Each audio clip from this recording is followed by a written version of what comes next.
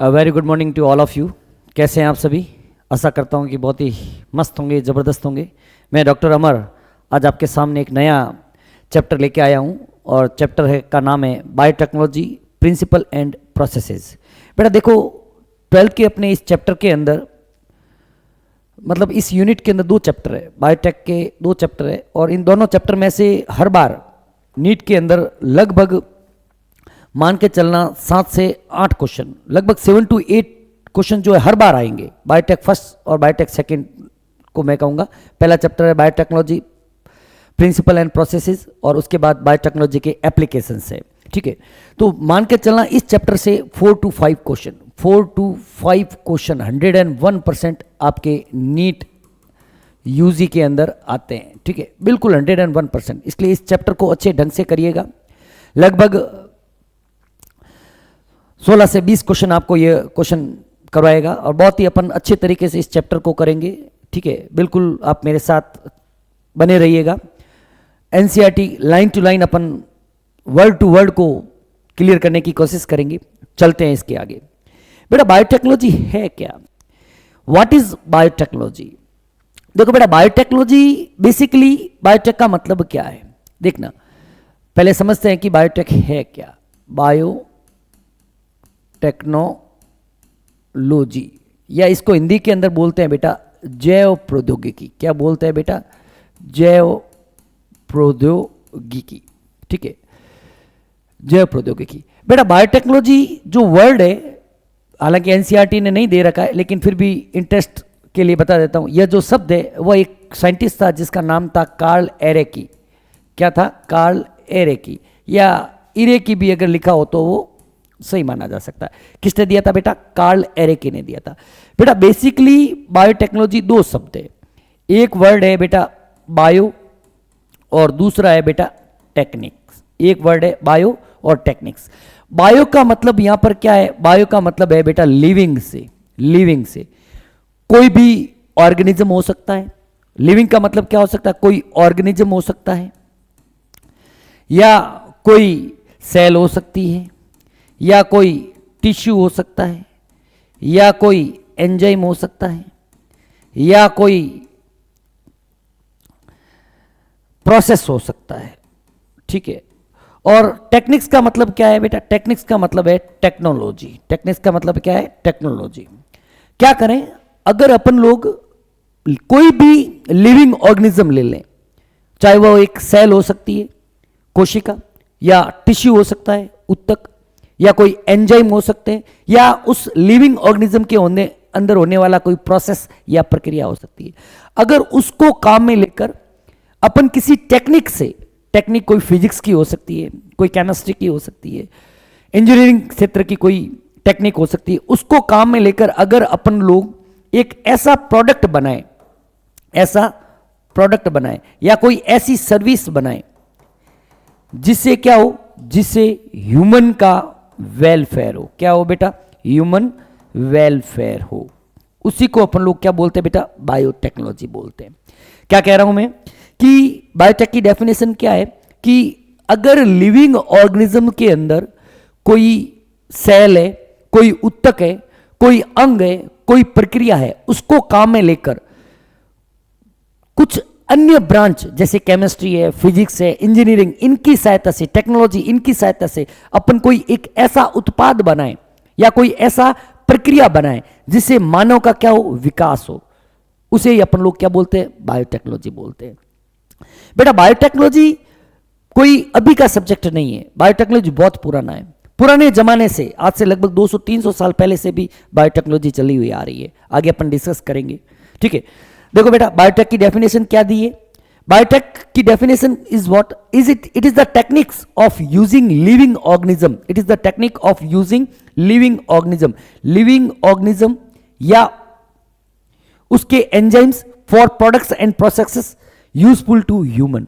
Biotechnology is a latest branch of science which deals with the production of any product which have human beneficial with the help of living organism and other branch of science is called as biotechnology। आगे की तरफ बढ़ते हैं बेटा। ठीक है बेटा, मैंने कहा अभी आपको कि बायोटेक्नोलॉजी कोई अभी शुरू नहीं हुई है। बायोटेक्नोलॉजी बेसिकली अगर देखा जाए कि बायोटेक क्या है, कि बायोटेक के there are two main concepts. एक है बेटा ओल्ड या ट्रेडिशनल बायोटेक्नोलॉजी, दूसरी है बेटा न्यू या मॉडर्न बायोटेक्नोलॉजी। बेटा आप लोगों ने देखा होगा पुराने जमाने से ही वाइन बनती हुई आ रही है, पुराने जमाने से ही ब्रेड बनती हुई आ रही है, पुराने जमाने से ही दही बनता हुआ आ रहा है। It is what? It is biotechnology, it is old biotechnology, it is traditional biotechnology. अगर ट्रेडिशनल बायोटेक्नोलॉजी की बात करें, basically it is based on natural capability of micro organism. Very very important point, it is based on natural capability of micro organism. यह किसके ऊपर based है बेटा? उस माइक्रो ऑर्गेनिज्म की प्राकृतिक कैपेबिलिटी के ऊपर। उसका रियली में उसके अंदर अपन ने कुछ भी नहीं किया है, किसी तरह का कोई मॉडिफिकेशन नहीं किया, किसी तरह का उसके अंदर अल्टरेशन नहीं किया है। और अगर उसी कैपेबिलिटी से अपन कोई प्रोडक्ट बना रहे हैं, that is what, that is called as old और that is called as traditional biotechnology. It is basically based on the natural capability of microorganism. जैसे अगर बात करें ब्रेड बना रहे हैं, जैसे ब्रेड बना रहे हैं, जैसे दही बना रहे हैं, दही बना रहे हैं, वाइन बना रहे हैं, they all are what, they all are the ancient product, कई सालों से चलते हुए आ रहे हैं। ये क्या है? They are the biotechnological process, they are formed by the biotechnology process. तो ऐसी बात नहीं है कि बायोटेक का इवोल्यूशन अभी हुआ है, बायोटेक का ओरिजिन बहुत पहले सालों से हुआ है, उसके बाद धीरे धीरे उसके अंदर इवोल्यूशन होता गया है। It is based on the natural capability of microorganism, in this sense making curd, bread, wine which are microbe mediated process. एक चैप्टर था जिसका नाम था माइक्रोब्स इन ह्यूमन वेलफेयर, उसमें अपने डिस्कस किया था कि कर्ड को बनाने के लिए बैक्टीरिया काम में आता है, लैक्टोबैसिलस, ब्रेड को बनाने के लिए सैकेरोमाइसिस सेरेविसी काम में आती है, वाइन को बनाने के लिए आपके bakers brewers yeast Saccharomyces cerevisiae काम आता है। ये सभी क्या है? Microbes mediated process. इन सभी को फॉर्मेशन के लिए क्या चाहिए? माइक्रोब्स चाहिए। तो इसके अंदर अपन कोई टेक्निक्स काम में नहीं ले रहे। दही घर के अंदर बनता है, वाइन बिल्कुल बनाते हैं, ब्रेड बनाई जाती है। There are so more advance techniques are utilized in this making this process, and this is what this is called as old और ट्रेडिशनल बायोटेक्नोलॉजी।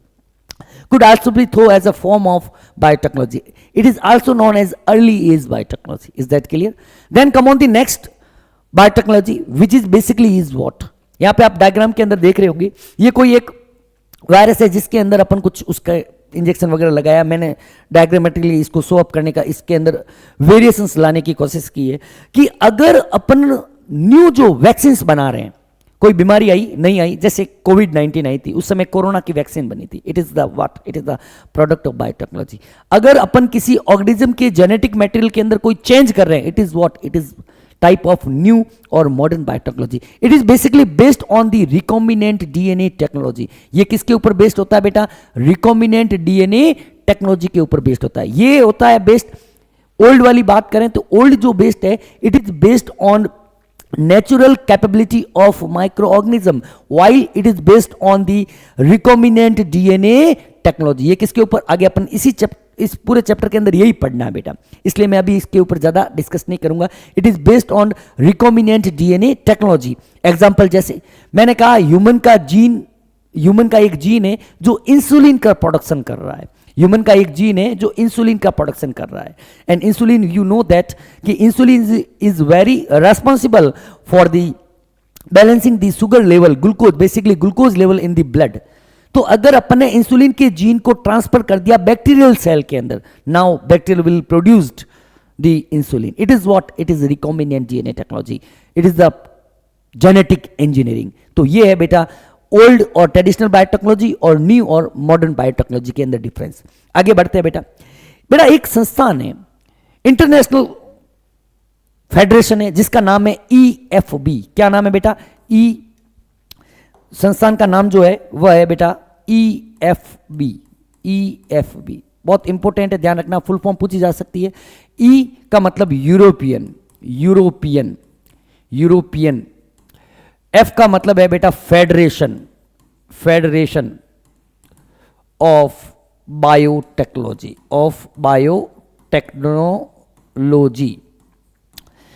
बेटा इसने बायोटेक की एक डेफिनेशन दी है।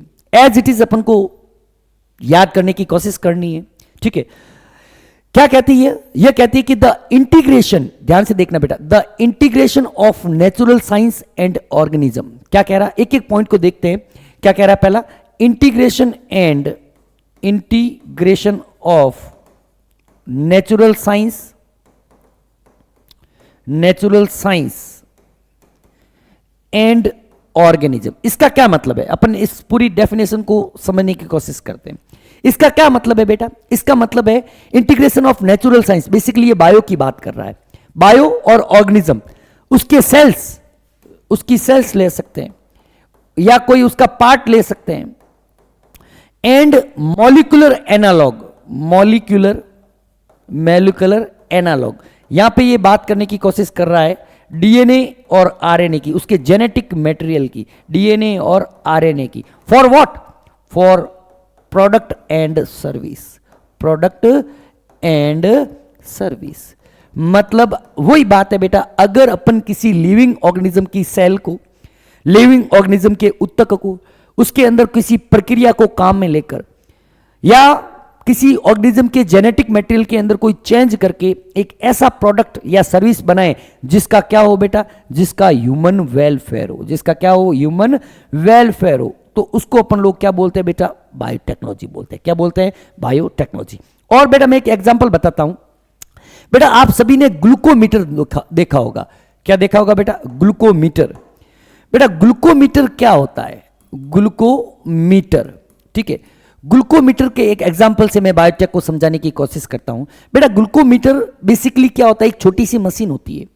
आजकल तो माचिस के डिब्बी की जितनी मशीन ग्लूकोमीटर आने लग गया। ग्लूकोमीटर बेसिकली किसको चेक करता है बेटा? It check the glucose level in blood.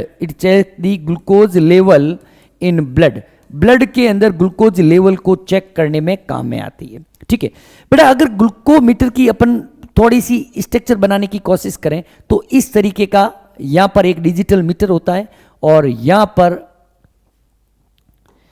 पर एक छोटा सा ब्लड सैंपल डालने के लिए स्ट्रिप होती है। ये क्या है बेटा? यहां पर डिजिटल मीटर होता है, डिजिटल मीटर, ठीक है। अब मैं इस एग्जांपल को इसलिए ले रहा हूं कि इसके अंदर मैं बायोटेक की डेफिनेशन समझाने की कोशिश कर रहा हूं। बेटा पेशेंट क्या करता है? जिसको डायबिटीज की प्रॉब्लम होती है, जिसको क्या होती है बेटा? डायबिटीज की प्रॉब्लम होती है। तो डायबिटीज के पेशेंट को रैंडमली या एक निश्चित समय पर या पर डे जैसे भी है, उसको ग्लूकोज का लेवल चेक करना पड़ता है अपने ब्लड के अंदर। तो वो क्या करता है? घर के अंदर ही मशीन होती है छोटी सी, ठीक है। उस मशीन के अंदर साथ में ऐसी स्ट्रिप्स आती है। इस स्ट्रिप के ऊपर सबसे पहले थोड़ा सा ब्लड निकालते हैं, इस स्ट्रिप के ऊपर ब्लड लेते हैं और इस स्ट्रिप को इसके अंदर इंसर्ट करते हैं। तो यहां पर जो ब्लड के अंदर जितना भी ग्लूकोज है उसकी वैल्यू आती है कि 120 है, 200 है, 400, जो भी वैल्यू है उसकी वैल्यू आती है। अब इस मशीन के अंदर अपन बायोटेक की डेफिनेशन डालने की कोशिश करते हैं। मुझे बताओ, यहां पर ब्लड आ रहा है। ब्लड मतलब क्या है? ब्लड एक लिविंग थिंग है। ब्लड आ रहा है तो ये क्या है बेटा? एक लिविंग थिंग है। क्या है? लिविंग थिंग है। अब इस मशीन को बनाने का काम किसने किया होगा? किसी ने, किसी इंजीनियर ने किया होगा। मशीन का जो, अगर अपन देखे जाए, इस मशीन का जो फॉर्मेट है, इस मशीन की जो स्ट्रक्चर है, मशीन की स्ट्रक्चर है वह किसने बनाई होगी? किसी न किसी इंजीनियर ने बनाई होगी। अगर ये ब्लड इसके अंदर एंटर कर रहा है और ग्लूकोज का लेवल बता रहा है तो कोई ना कोई रिएक्शन हो रही है, मतलब यहां पर केमिस्ट्री भी लग रही है। और आफ्टर ऑल इससे क्या हो रहा है? एक प्रोडक्ट बना या एक सर्विस हुई, एक प्रोडक्ट का फॉर्मेशन हुआ, एक सर्विस हुई ह्यूमन वेलफेयर की,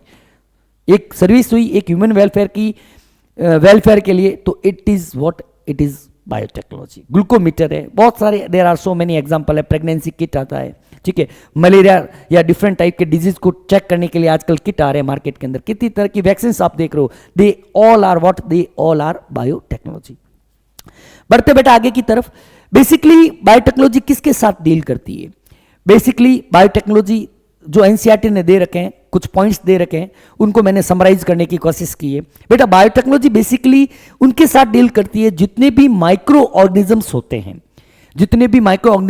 जो डिफरेंट तरह के प्रोडक्ट बनाने में काम में आते हैं। जैसे कर्ड बना रहे हैं, जैसे ब्रेड बना रहे हैं, जैसे वाइन बना रहे हैं, जैसे और कोई किसी भी तरह के केमिकल्स बना रहे हैं, उन सब के अंदर बायोटेक्नोलॉजी डील्स करती है। पहला क्या है, माइक्रोब्स मीडिएटेड प्रोसेस, जैसे मेकिंग कर्ड है, ब्रेड है, वाइन है, इन सबको बनाने के लिए क्या करती है बेटा, बायोटेक्नोलॉजी काम में आती है। या अगर बात करें अपन टेस्ट ट्यूब बेबी की, ऐसे अपन एक चैप्टर के अंदर पढ़ेंगे जिसके अंदर मैं बताऊंगा आपको कि किस तरीके से टेस्ट ट्यूब बेबी होती है। टेस्ट ट्यूब बेबी, या जिसको हिंदी के अंदर अपन लोग बोलते हैं पर्कनली शिशु, जिसके अंदर टेस्ट ट्यूब के अंदर फर्टिलाइजेशन किया जाता है और जो उसका प्रोडक्ट होता है जायगोट होता है, तो जायगोट को ट्रांसफर किया जाता है माँ के यूट्रस के अंदर। तो इसके अंदर भी क्या लगती है, बायोटेक्नोलॉजी लगती है। इन विट्रो फर्टिलाइजेशन मतलब टेस्ट ट्यूब बेबी प्रोग्राम के अंदर भी किसका यूज होता है बेटा, बायोटेक्नोलॉजी का यूज होता है। या बात करें अपन, कोई जीन है उसका फॉर्मेशन किया जा सकता है, या अगर जीन के अंदर कोई डिफेक्ट है उसको सही किया जा सकता है with the help of biotechnology. Synthesis and using of a gene is a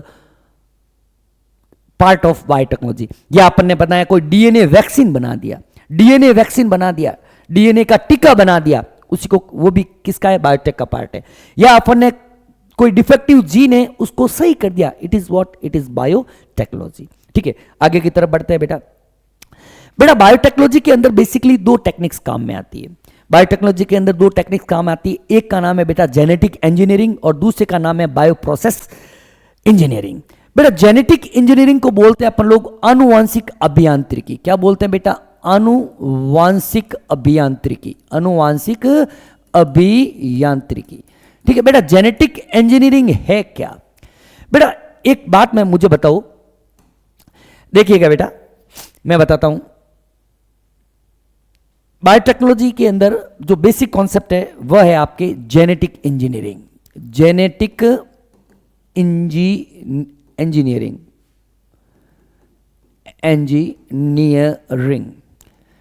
ठीक है, या इसी को बोलते हैं बेटा आनुवांशिक अभियांत्रिकी। क्या बोलते हैं बेटा, आनुवांशिक अभियांत्रिकी। बेटा अपन मुझे बताइए, किसी भी जीव के अंदर कोई भी लक्षण होता है, कुछ भी वो कर रहा है, कुछ उसके अंदर स्ट्रक्चरल रोल है, कोई फंक्शनल रोल है, उसके लिए कोई ना कोई जीन रेस्पॉन्सिबल होगा। Everything is determined by a gene in a living being. एक लाइन हमेशा ध्यान रखना बेटा, एवरीथिंग, बहुत इंपॉर्टेंट लाइन है, everything, everything in a living being, in a living being is determined by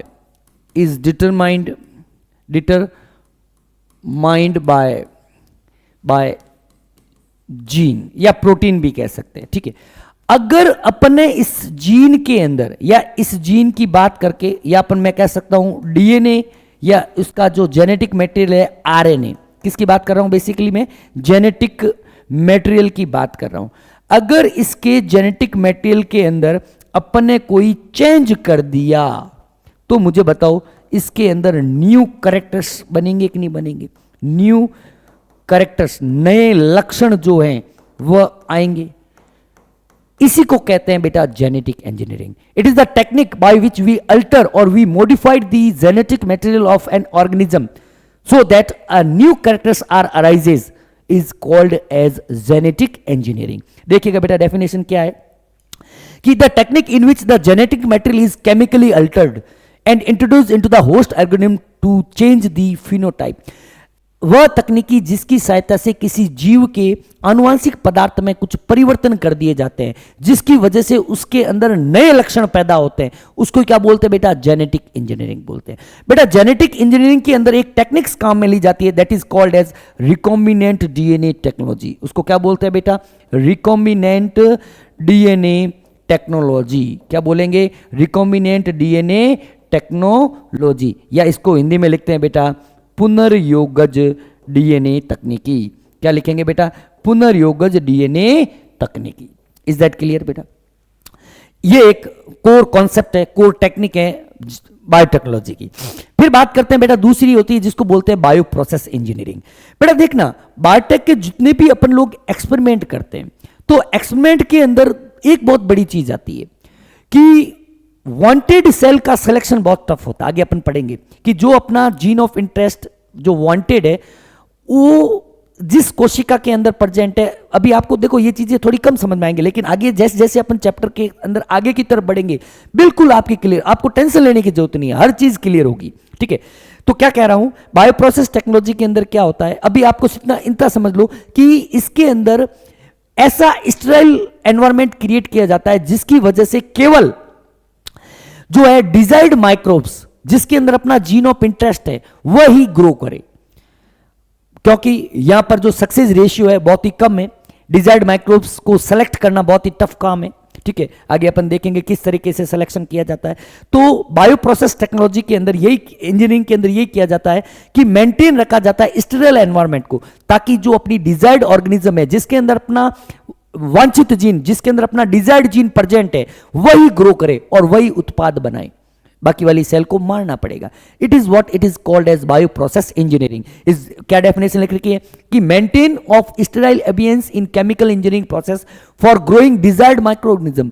क्या कह रहा है, for growing desired microorganisms और eukaryotic cell in large quantity, ताकि वह ज्यादा से ज्यादा क्वांटिटी के अंदर ग्रो करे और ज्यादा से ज्यादा क्वांटिटी के अंदर प्रोडक्ट बनाए, जैसे एंटीबायोटिक्स है, जैसे वैक्सीन है, जैसे एंजाइम्स है।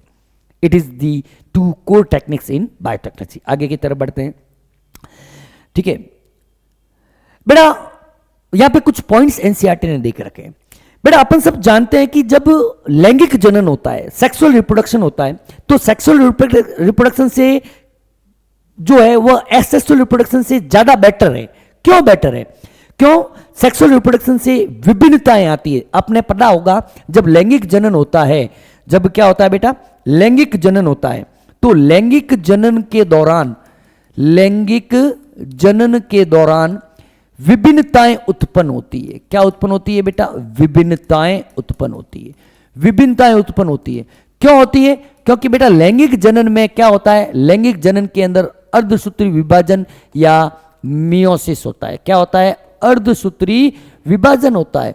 और अर्धसूत्री विभाजन के अंदर आपने पढ़ा होगा कि पैकाइटिन अवस्था के दौरान जीन का विनिमय होता है। किसका होता है बेटा? जीन पैकाइटिन अवस्था के दौरान जीन विनिमय होता है, क्रॉसिंग ओवर होता है, और इसी क्रॉसिंग ओवर के कारण विभिन्नताएं उत्पन्न होती है। जबकि जो सेक्सुअल रिप्रोडक्शन के अंदर तो ऐसा होता है, जबकि एसेक्सुअल रिप्रोडक्शन के अंदर क्या होता है, एसेक्सुअल रिप्रोडक्शन के अंदर केवल अगर अपन बात करें अलैंगिक जनन की, बेटा अलैंगिक जो जनन होता है, अलैंगिक जनन के दौरान केवल समसूत्री विभाजन होता है, माइटोसिस होती है, और माइटोसिस के कारण इसके अंदर विभिन्नताएं उत्पन्न नहीं होती, विभिन्नताएं उत्पन्न नहीं होती है, उत्पन्न नहीं होती है। जो भी ऑर्गेनिज्म होगी, जो भी प्रोजेनी होगी, वो आपस में और अपने पेरेंट के साथ जेनेटिकली मॉर्फोलॉजिकली एक दूसरे से क्या होगी, सिमिलर होगी, जिनको अपन लोग क्या बोलते हैं, क्लोन बोलते हैं।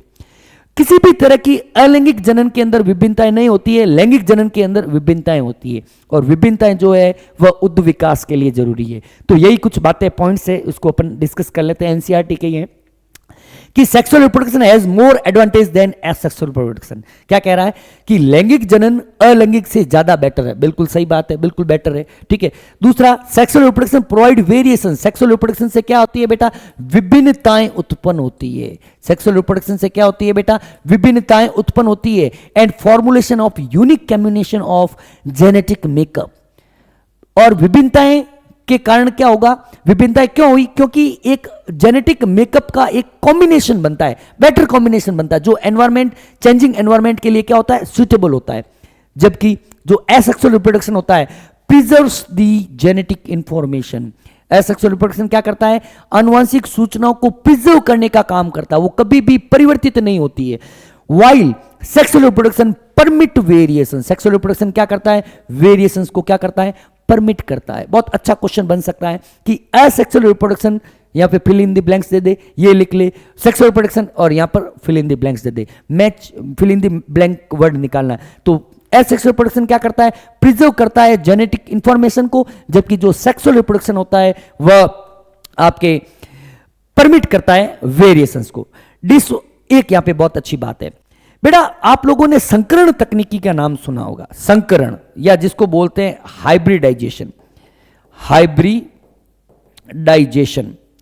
बेटा संकरण तकनीकी पादपों के अंदर भी की जाती है, जंतुओं के अंदर भी की जाती है। संकरण के अंदर क्या करते हैं, जैसे एक सिंपल सी मैं बात करता हूं, एक गाय है, दूध दे रही है, अच्छा दूध दे रही है, उसका क्रॉस अपन किसी बैल के साथ करवाते हैं। बैल के अंदर सपोज मैं कह रहा हूं, बैल के अंदर क्या गुण है कि वह किसी बीमारी के लिए बहुत ही ज्यादा एडेप्टेबल है, मतलब चेंजिंग एनवायरनमेंट के लिए काफी एडेप्ट है। अगर उस बैल का क्रॉस अपन ने उस गाय के साथ कर दिया, अपन चाहते हैं कि बैल का कौन सा लक्षण आए गाय के अंदर, adaptation to different type of disease. अब जब अपन ने क्रॉस किया, ये बात सही है कि उसके अंदर वो लक्षण आ जाएगा, उसके बछड़े के अंदर जो गाय का बछड़ा होगा उसके अंदर ये लक्षण आ जाएंगे। लेकिन इसमें नुकसान क्या है, अपना डिजायरेबल कैरेक्टर यहां पर क्या है, डिजायरेबल कैरेक्टर, वांछित कैरेक्टर क्या है, वांछित लक्षण अपना यहां पर क्या है कि उस बैल की बीमारियों से लड़ने की क्षमता। लेकिन जो बछड़ा होगा उसके अंदर वो तो लक्षण आएगा ही, लेकिन साथ में बैल के दूसरे वाले लक्षण भी आ जाते हैं। तो यह एक संकरण तकनीकी का या हाइब्रिडाइजेशन टेक्निक का एक बहुत बड़ा डिसएडवांटेज है। क्या कि यहां पर डिजायर्ड कैरेक्टर के साथ साथ नॉन डिजायरेबल कैरेक्टर भी क्या होते हैं, साथ साथ में मल्टीप्लाई होते रहते हैं। क्या है कि disadvantage of traditional hybridization, multiplication of undesirable gene along with the desirable gene. वांछित जीन के साथ साथ मैं लिख लेता हूं क्या डिसएडवांटेज है, बहुत इंपॉर्टेंट है। क्या कि वांछित जीन के साथ साथ अवांछित जीन भी गुणन करता है, अवांछित जीन भी गुणन करता है। इज दैट क्लियर बेटा? बढ़े आगे की तरफ, देखते हैं आगे। बेटा कुछ कॉन्सेप्ट्स दे रखे हैं, द कॉन्सेप्ट एनसीईआरटी ने कुछ लाइनें दे रखी है, उसको मैंने यहां पर बिल्कुल इजी वे के अंदर मैं आपको समराइज फॉर्म के अंदर दिखाऊंगा। The concept of genetic engineering was the outcome of two very significant discoveries made in bacterial research, these were. बेटा जो जेनेटिक इंजीनियरिंग का जो कॉन्सेप्ट है वह दो डिस्कवरी के कारण काफी फेमस हुआ। उसके अंदर दो डिस्कवरी कौन कौन सी है? एक डिस्कवरी है बेटा प्लाज्मिड की डिस्कवरी, प्लाज्मिड एक डिस्कवरी क्या है बेटा, प्लाज्मिड। और दूसरी डिस्कवरी क्या है, रेस्ट्रिक्शन एंडोन्यूक्लियस। एनसीईआरटी ने लाइन लिख रखी है, मैंने डायरेक्टली एनसीईआरटी लाइन ली है और समझाने की कोशिश करूंगा। बेटा प्लाज्मिड क्या होते हैं? बेटा प्लाज्मिड की बात करें, पहले अपन बात करते हैं कि what do you mean by plasmid. Plasmid क्या होता है? प्लाज्मिड बेटा, प्लाज्मिड जो शब्द है यह एक साइंटिस्ट ने दिया था जिसका नाम था लेडरबर्ग। ठीक है, लेडरबर्ग। बेटा मैं कह रहा हूं ये एक जीवाणु कोशिका है, मैं कह रहा हूं ये एक जीवाणु कोशिका, और ये जीवाणु कोशिका के अंदर का खुद का उसका आनुवांशिक पदार्थ जिसको अपन लोग बोलते हैं न्यूक्लियोइड। क्या बोलते हैं बेटा? न्यूक्लियोइड। बेटा कुछ जीवाणुओं के अंदर एक अतिरिक्त गुणसूत्रीय वर्तुलाकार द्विरज्जु की डीएनए अणु पाया जाता है जिसको अपन लोग क्या बोलते हैं बेटा? प्लाज्मिड बोलते हैं। क्या बोलते हैं? प्लाज्मिड। एक्स्ट्रा क्रोमोजोमल, क्या क्या एक एक पॉइंट है, एक्स्ट्रा क्रोमोजोमल मतलब क्रोमोजोमल डीएनए के एक्स्ट्रा में पड़ा है। एक्स्ट्रा क्रोमोजोमल, डबल स्टैंडर्ड द्विरज्जु की डबल स्टैंडर्ड सर्कुलर। कैसा होता है बेटा? सर्कुलर, जिसके अंदर सेल्फ रेप्लिकेशन की क्या हो, कैपेसिटी हो, उसको अपन लोग क्या बोलते हैं? प्लाज्मिड बोलते हैं। बेटा प्लाज्मिड किसी बैक्टीरिया के जिंदा रहने के लिए आवश्यक नहीं है, लेकिन अगर वो उस बैक्टीरिया के अंदर है तो बैक्टीरिया के अंदर कुछ नए कैरेक्टर्स क्या होंगे? डेवलप्स होंगे। तो प्लाज्मिड की जब खोज हुई लेडरबर्ग के द्वारा, तो लेडरबर्ग ने जब इसको खोजा तो इससे जेनेटिक इंजीनियरिंग को एक बहुत ही बड़ा शानदार एक अप्रोच मिली, एक मतलब कह सकते हैं कि एक इंक्रीमेंट मिला। क्या मिला, कैसे मिला, वो बात की बात है। ठीक है, दूसरा बात करते हैं। पहली तो क्या है? Presence of extra chromosomal DNA fragments called plasmids in the bacterial cell which replicate independent of chromosomal DNA of bacterium. ये एक बैक्टीरिया की स्ट्रक्चर है। इसको जीनोमिक डीएनए को अपन ने जीनोमिक डीएनए को क्या बोलते हैं बेटा? न्यूक्लियोइड बोलते हैं। ठीक है, और ये आपके क्या पढ़ा बेटा? प्लाज्मिड डीएनए पढ़ा। प्लाज्मिड डीएनए मॉलिक्यूल है basically. It is not necessary for the normal life of bacterial cell, but if it is present in bacterial cell it gives a new characteristics features to them. Next दूसरे होते हैं बेटा restriction enzyme, इसको detail में आगे पढ़ेंगे। प्रतिबंधन enzymes, प्रतिबंधन enzymes, बेटा प्रतिबंधन enzymes क्या होते हैं? बेटा प्रतिबंधन एंजाइम जो होते हैं, अभी आपको इतना ही समझना है कि जो प्रतिबंधन एंजाइम्स होते हैं, ये प्रतिबंधन एंजाइम डीएनए को काटने का काम करते हैं। किसको काटते हैं बेटा? अभी इतना ही समझना है, सिर्फ क्या समझना बेटा? ये डीएनए को काटने का काम करते हैं, डीएनए को काटने का काम करते हैं। जैसे बेटा ये एक डीएनए है और डीएनए, इस डीएनए को मुझे काटना है तो मैंने इसके ऊपर क्या डाल दिया? ये प्रतिबंधन एंजाइम डाल दिया, तो डीएनए कट गया। वह इतना ही समझना है, आगे अपन डिटेल में पढ़ेंगे। तो इन दो डिस्कवरी के कारण जो कॉन्सेप्ट है जेनेटिक इंजीनियरिंग का, उसको बहुत ही सहायता मिली। पहला कौन सा बेटा? प्लाज्मिड की खोज, दूसरा है प्रतिबंधन एंजाइम की खोज। बढ़ते हैं आगे की तरफ। बेटा जो कॉन्सेप्चुअल डेवलपमेंट है of principle of genetic engineering, वो कुछ एनसीईआरटी ने कुछ लाइंस दे रखी है, उसको अपन समझने की कोशिश करते हैं। बेटा सपोज अपन सब जानते हैं कि मैं कह रहा हूं कि ये कोई बैक्टीरियल सेल है, suppose it is a bacterial cell, ठीक है, और उसके अंदर ये तो उसका न्यूक्लियोइड पड़ा है, और मैं कह रहा हूं ये एक प्लाज्मिड पड़ा है। ये क्या पड़ा है बेटा? प्लाज्मिड। ध्यान से देखना, ये क्या पड़ा है बेटा? Plasmid. It is what? It is a plasmid. अपन सब जानते हैं कि इस प्लाज्मिड के अंदर सेल्फ रेप्लिकेशन की कैपेसिटी होती है। प्लाज्मिड के अंदर क्या होती है बेटा? सेल्फ रेप्लिकेशन की कैपेसिटी होती है। सेल्फ रेप्लिकेशन मतलब स्व प्रतिलिपिकरण का गुण होता है। इसके अंदर क्या होता है बेटा? स्व प्रतिलिपिकरण का गुण इसके अंदर पाया जाता है, ठीक है, मतलब ये खुद अपनी कॉपी बनाता है। सपोज मैं क्या कह रहा हूं, इस प्लाज्मिड डीएनए के अंदर मैं अपना वांछित जीन डाल देता हूं। ये अपना क्या है बेटा?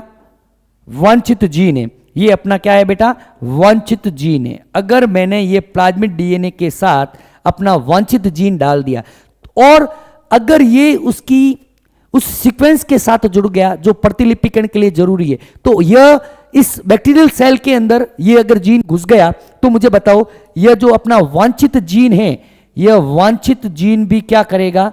यह अपना जो वांछित जीन है यह भी गुणन करेगा, यह भी गुणन करेगा। तो ये टेक्निक्स अपन जो है बायोटेक के अंदर अप्लाई करेंगे। देखते हैं एनसीईआरटी क्या कह रही है कि the technique of genetic engineering which includes creation of recombinant DNA, मतलब पुनर्योगज डीएनए का निर्माण, use of gene cloning and gene transfer overcome this limitation. मतलब अपन ने कहा था कि जो संकरण तकनीकी जो है, हाइब्रिडाइजेशन तकनीकी है, जिसके अंदर अपन ने पढ़ा कि उसके अंदर वांछित जीन के साथ साथ अवांछित जीन भी गुणन करता है। लेकिन recombinant DNA technology, genetic engineering, अनुवांशिक अभियांत्रिकी या पुनर्योगज डीएनए तकनीकी, इसकी सहायता से अपन ऐसा सिस्टम प्रिपेयर कर सकते हैं कि वहां पर केवल वांछित जीन जो है वही गुणन करे। क्या कह रहा है कि केवल वांछित जीन। इस लाइन का क्या मतलब है बेटा? इस लाइन का मतलब है कि रिकॉम्बिनेंट डीएनए टेक्नोलॉजी से अपन ऐसा कुछ कर सकते हैं कि केवल वांछित जो जीन है, केवल वांछित जीन ही क्या करता है बेटा? गुणन करता है, ठीक है। And allow us to isolate and introduce only one or two desirable gene without introducing undesirable gene into the target organism. Most likely this piece of DNA would not be able to multiply itself. Generally जो अपने gene of interest कोशिका के अंदर डाला, परपोषी कोशिका के अंदर डाला, वह खुद अकेला कभी भी मल्टीप्लाई नहीं करेगा। But when it integrated into the genome of the recipient, अभी अपन ने बताया बेटा, जब ये इस प्लाज्मिड के साथ जुड़ जाएगा या इसके जीनोम के साथ जुड़ जाएगा, तो वो क्या करेगा बेटा? उसके अंदर मल्टीप्लाई करेगा and B inherited along with the host DNA. This is because the aligned piece of DNA has become the part of chromosome which has the ability to replicate. Is that clear? आगे की तरफ बढ़ते हैं बेटा। Recombinant DNA, पुनर्योगज DNA क्या होता है? ठीक है, देखिएगा बेटा, पुनर्योगज डीएनए या रिकॉम्बिनेंट डीएनए है क्या? Recombinant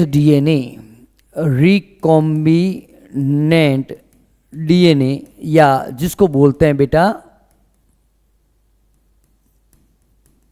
पुनर्योगज DNA, पुनर्योगज DNA. मैं कह रहा हूं बेटा एक कोई सजीव है, एक सजीव है, सजीव ए ले लिया मैंने, कोई सजीव कोशिका है या उसका नाम रख दिया सजीव ए, और एक है बेटा सजीव बी। ध्यान से समझने की कोशिश करना बेटा। सजीव ए से मैंने डीएनए निकाला, ये निकाला डीएनए, सॉरी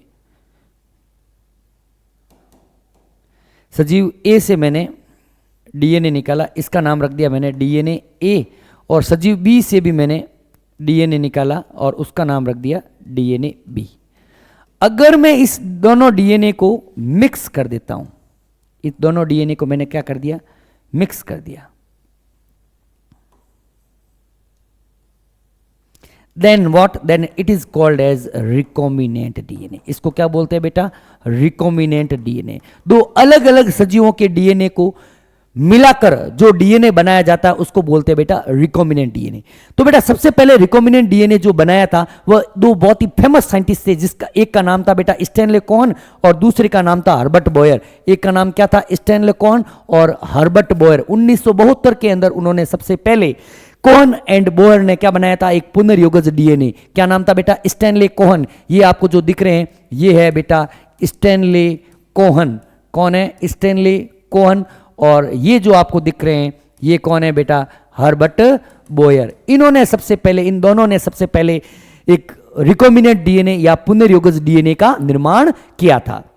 ठीक है, द प्रोसेस अब पुनर्योगज डीएनए तकनीकी या रिकॉम्बिनेंट डीएनए तकनीकी डेफिनेशन भी क्या कह सकते हैं अपन, पुनर्योगज डीएनए तकनीकी की डेफिनेशन क्या है कि वह तकनीकी जिसकी सहायता से the process of joining and inserting of foreign piece of DNA into the host organism to produce new, वही बात है बेटा, वह तकनीकी जिसकी सहायता से अपन अलग अलग प्रकार के डीएनए को जोड़कर उसको किसी परपोषी कोशिका में निवेशित करते हैं ताकि उसके अंदर नए कैरेक्टर पैदा हो, उसको क्या बोलते हैं अपन लोग, पुनर्योगज डीएनए तकनीकी।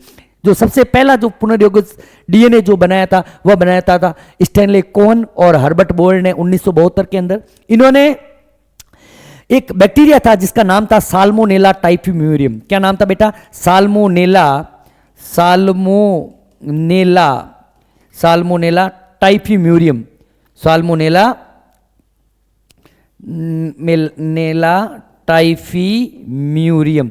इस जीवाणु के ऊपर काम कर रहे थे और इस जीवाणु से उन्होंने प्लाज्मिड डीएनए से किसको निकाला था, एंटीबायोटिक रेसिस्टेंट जीन, प्रतिजैविक प्रतिरोधी जीन को निकाला था और उसको किसके साथ, ई कोलाई बैक्टीरिया के प्लाज्मिड के साथ मैचअप कर लिया था। ठीक है, इससे उन्होंने क्या निकाला, रिकॉम्बिनेंट डीएनए का निर्माण किया था। ये बेटा साल्मोनेला टाइफिम्यूरियम है जो टाइफाइड बीमारी के लिए रेस्पॉन्सिबल होता है।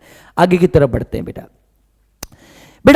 रिकॉम्बिनेंट डीएनए टेक्नोलॉजी के अंदर या किसी भी जीव के अनुवांशिकी को परिवर्तित करने के लिए बेसिकली 3 स्टेप होते हैं। एक तो क्या है, सबसे पहला काम अपन को यह आइडेंटिफाई करना पड़ेगा कि जो अपना वांछित लक्षण है उस वांछित लक्षण के लिए कौन सा जीन उत्तरदायी है। सबसे पहला काम क्या होता है कि उस वांछित लक्षण के लिए कौन सा जीन उत्तरदायी है। बेटा एनसीईआरटी ने और 12th लेवल पर अपन इस टॉपिक को पढ़ नहीं सकते, समझ नहीं सकते, पढ़ नहीं सकते मतलब समझ नहीं सकते, थोड़ा टफ टॉपिक होता है और एनसीईआरटी ने भी इसको नहीं समझा रखा है। तो इसलिए थोड़ा सा बस इतना याद रखना है कि सपोज कोई लक्षण है, अपन ने कहा कि हर एक लक्षण के लिए कोई ना कोई जीन उत्तरदायी है, तो अपना पहला काम क्या होगा, उस लक्षण के लिए उत्तरदायी जीन की पहचान करना। क्या कह रहा है, वांछित लक्षण के लिए उत्तरदायी जीन की पहचान क्या है बेटा, पहला स्टेप, ज्यादा डिटेल में नहीं जाना है। वांछित लक्षण के लिए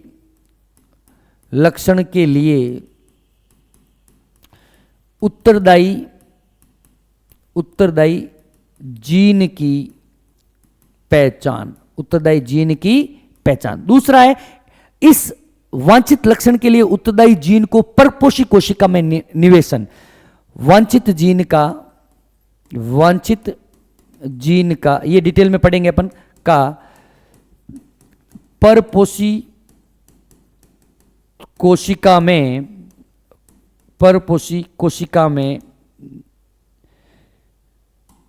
निवेशन। ठीक है, अपन ने किसी कोशिका से वांछित जीन के लिए उत्तरदायी जी ने उसको निकाल दिया और उसको फिर परपोषी कोशिका में डाल दिया। फिर maintenance of introduce DNA into the host and transfer of the DNA to its progeny. मतलब कह सकते हैं कि परपोषी कोशिका में परपोषी कोशिका का मेंटेनेंस, मतलब कह सकते हैं मैनेजमेंट का, वृद्धि कह दो आप की वृद्धि और उसका गुणन, इतना, मतलब इसकी इंग्लिश की हिंदी ये नहीं है लेकिन समझने के लिए ये बेटर है, ठीक है। परपोषी कोशिका में डाल दिया, उस परपोषी कोशिका का गुणन करें ताकि अपन को वह जीन ऑफ इंटरेस्ट मिलता रहे, ठीक है बेटा। ये एक बायोटेक की पूरी जो है इसको अपन समझने की कोशिश करते हैं बेटा। सपोज सबसे पहले मैंने क्या किया कि एक फॉरेन डीएनए, या मैं कह सकता हूं कि ये जो है ये अपना वांछित लक्षण के लिए उत्तरदायी डीएनए है। वांछित लक्षण के लिए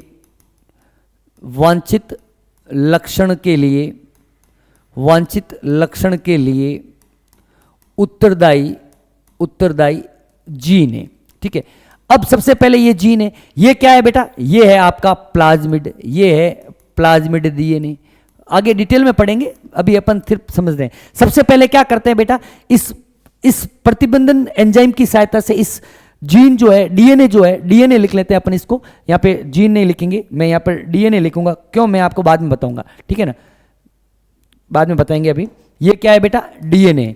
इस डीएनए को अपन ने प्रतिबंधन एंजाइम से काट लिया। इस डीएनए को किससे काट दिया बेटा, प्रतिबंधन एंजाइम से इस डीएनए को अपन ने काटा, तो इससे अपन को डीएनए की अलग अलग लंबाई के खंड मिलेंगे। वेक्टर को भी अपन ने किससे काटा, वेक्टर को भी अपन ने वाहक को या प्लाज्मिड डीएनए को भी किससे काटा, उसी प्रतिबंधन एंजाइम से काटा। तो वेक्टर भी जो वाहक है वो भी अपन को ऐसा मिल जाएगा, ठीक है। फिर इस जीन ऑफ इंटरेस्ट को, इस वांछित जीन को अपन इसके साथ जोड़ देंगे। यहां पर देखो ये अपन ने जोड़ दिया। यहां पर जो एंजाइम काम में आता है वो होता है लाइगेज, डीएनए लाइगेज, ठीक है। ये आपका रिकॉम्बिनेंट डीएनए बन गया। अपन ने कहा था कि दो अलग अलग जीवों से डीएनए को मिलाकर जो बनने वाला डीएनए है वह पुनर्योगज डीएनए। अब इसको अपन ने क्या किया, इसको इंट्रोड्यूस कर दिया किसी जीवाणु कोशिका के अंदर। किसके अंदर डाल दिया बेटा, जीवाणु कोशिका के अंदर। और जीवाणु कोशिका का क्या करेंगे, गुणन करेंगे। क्या करेंगे, मल्टीप्लीकेशन करेंगे, गुणन करेंगे। तो अपन को मल्टीप्लीकेशन, तो अपन को क्या मिलेगा, ये जीन है। जब उसके क्रोमोसोमल डीएनए का पार्ट बन जाएगा तो वह जीन वहां पर प्रोटीन बनाएगा और वह अपने लिए फायदेमंद होगा, ठीक है बेटा। आज की क्लास के अंदर इतना ही, आगे की क्लास के अंदर मिलते हैं। पढ़ते रहिए, मस्त रहिए। Thank you very much.